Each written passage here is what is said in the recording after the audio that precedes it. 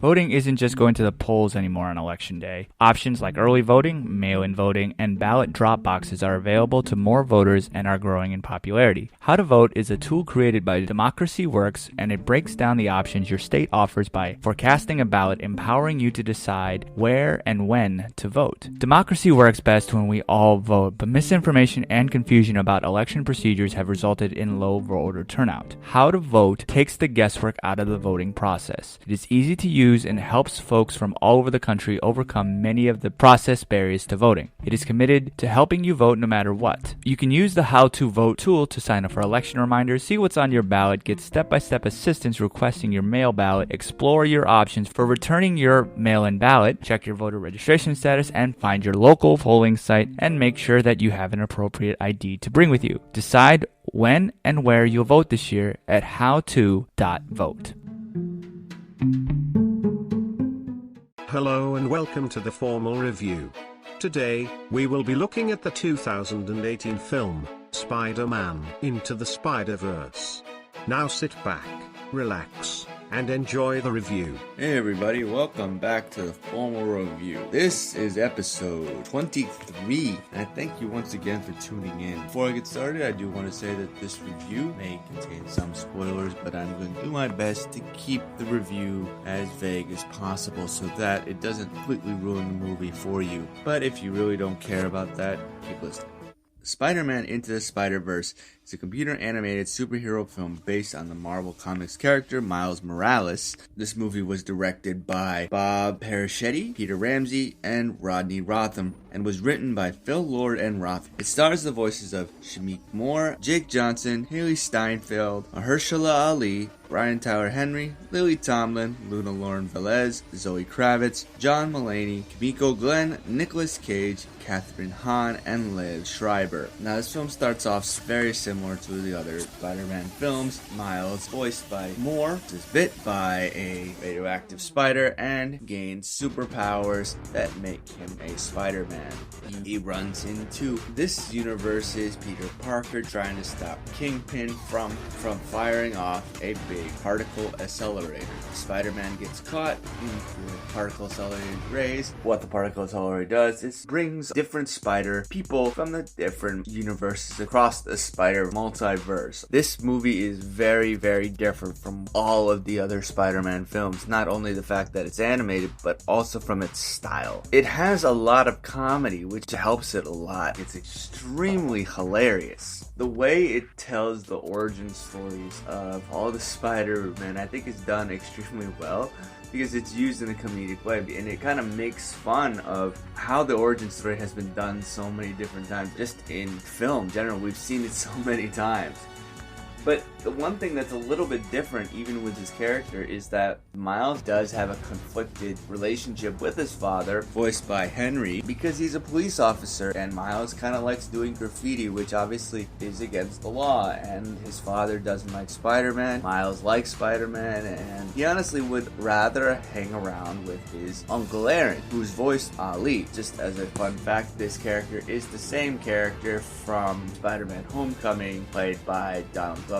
This movie starts off really special because it brings you smack into this universe. I was honestly engulfed in this within the intro of this film. It's not just the Marvel logo showing itself, it brings you into something extremely unique and special. Honestly, for anyone who's a Spider-Man fan, you will get so much enjoyment out of it. From the beginning to end, even the post-credits scene, I think is hilarious. One of the best parts about this film is really the Stan Lee cameo. Given that he passed away a little while ago, it does add a little bit more significance. Really, it is done so perfectly, and it was really touching.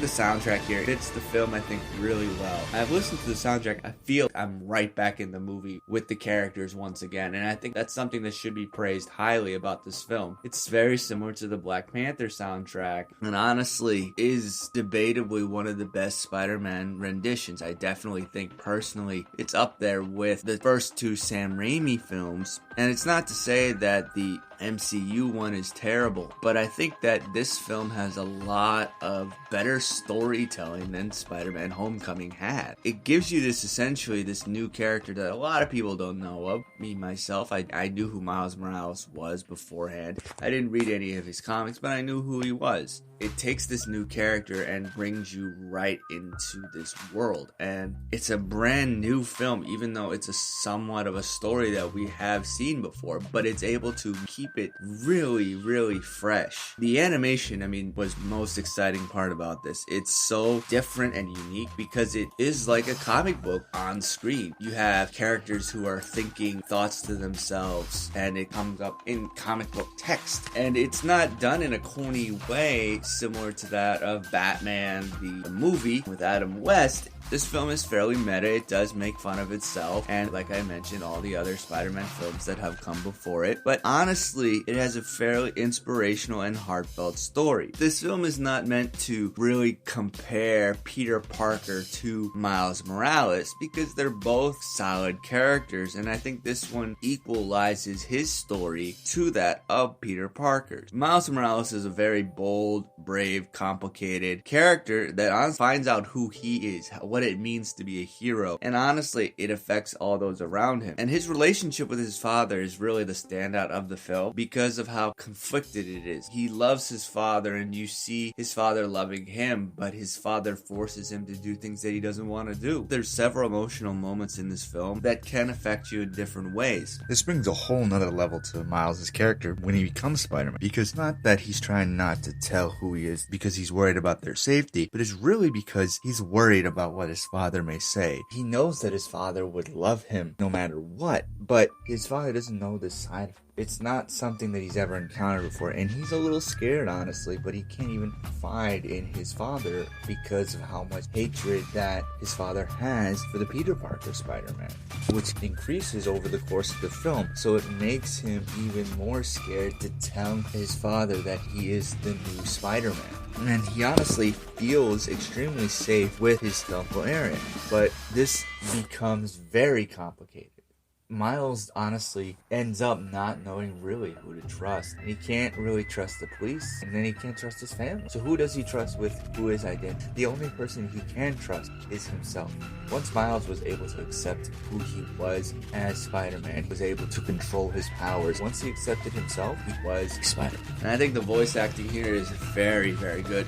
Shamik Moore, if you don't know who he is, he starred in the movie Dope. He does a very good job with Miles Morales. The characters here, I feel authentic, and even the supporting characters were really hilarious, and there was enough depth given to them to where you actually cared about them. The other Spider people are fantastic in their own right, with a slight standout of Noir Spider-Man, just because of how hilarious it is, and Nicolas Cage, I think, works perfectly for that role, and I think it's hilarious. Off his best James Cagney impressions. There's two very, very minor flaws that I have with this film. The villain, I don't think was developed as good as it could have been. It's nowhere near the worst villains out there when it comes to a lot of comic book movies. There is some backstory, and you sort of feel for him, but it wasn't really dove much into. The reason why it wasn't really looked at as much is because there's so many other characters in this film, and if you try to develop too many characters, then it gets very convoluted. So I sort of can let it pass, but my main issue with this film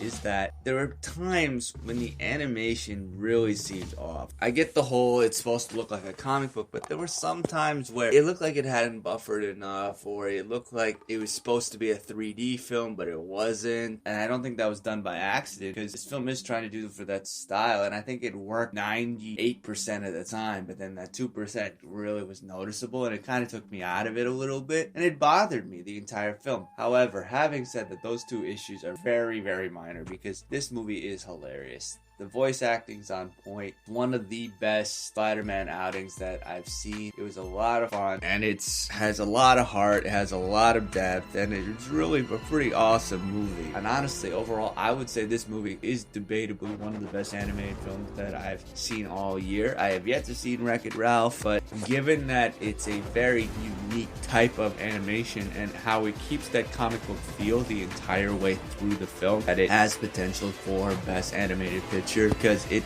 looks fantastic. And overall, I would give this film a 4.5 out of 5 vote size. Now, what did you think of the film? How does it compare to the other Spider-Man films in your mind? Let me know. Hit me up on social media. I'm on Facebook, Twitter, Instagram. The URL is all the same. It's at The Formal Review. You can also check out Box Office Buzz. I do a lot of retrospective reviews on there. I want to thank you guys for tuning in once again. I do really appreciate it. I do these reviews for you guys because I see you guys listening, and I really appreciate just you guys tuning in every single time to hear what I have to say about it. So you never miss an episode. Please subscribe on Apple Podcasts, Google Podcasts, Stitcher, Spotify, pretty much anywhere you can find a podcast, we're on there. And leave a review and let me know how I can grow. I really do these reviews for you all, so I want to make each episode a lot of fun. I want to make them worth coming back, so hit me up and give me ideas. I'm always willing to grow and improve. Now, I will also say that as with all my reviews, there is music in the background. I do not own the rights to this music. Today's was from the Spider-Man Into the Spider-Verse original score, composed by Daniel Pemberton, released by Sony Classical Records on December 17th, 2018.